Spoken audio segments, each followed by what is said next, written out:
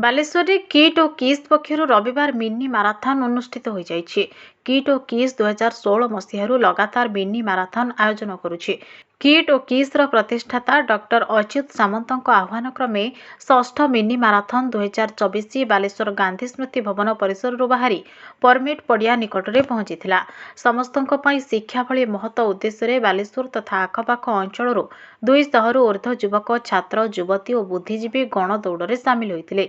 ଏହି ଗଣଦୌଡ଼କୁ ବାଲେଶ୍ୱର ସଦର ବିଧାୟକ ସ୍ୱରୂପ କୁମାର ଦାସ ଓ ଜିଲ୍ଲା କ୍ରୀଡ଼ା ଅଧିକାରୀ ପୂର୍ଣ୍ଣଚନ୍ଦ୍ର ଜେନା ଯୋଗଦେଇ ପତାକା ଦେଖାଇ ଶୁଭାରମ୍ଭ କରିଥିଲେ।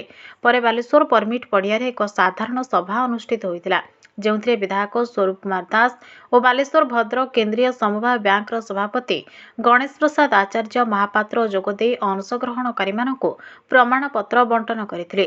ଉପସ୍ଥିତ ଅତିଥିମାନେ ଡକ୍ଟର ସାମନ୍ତଙ୍କ ଶିକ୍ଷା ସ୍ୱାସ୍ଥ୍ୟ ସମାଜ ପାଇଁ ଅନବରତ ସାଧନା ଦିଗରେ ବଳିଷ୍ଠ ପଦକ୍ଷେପକୁ ଭୂୟସୀ ପ୍ରଶଂସା କରିଥିଲେ।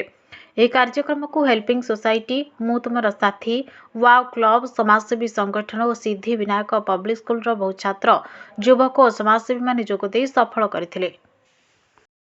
से आज मिनी मैराथन विषय रे दुई पद वक्तव्य देवा पई जोटा कि एजुकेशन दोउची इन सोशल सर्विस तापरे Kalinga institution of industrial technology जोटा इंडस्ट्रीज डेवलप हो गोटे देशर विकास पाई गोटे इंडस्ट्री रे बहुत बड़ा इंपोर्टेंस रहउची सेटा मध्ये अछि तांको विभिन्न टीम अछि।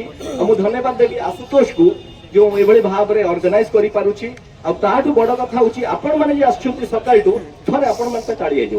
मेरा मिनी मैराथन का जो है बालेश्वर डॉक्टर अच्युत कुमार सामंत को अनेक शुभेच्छा और अभिनंदन।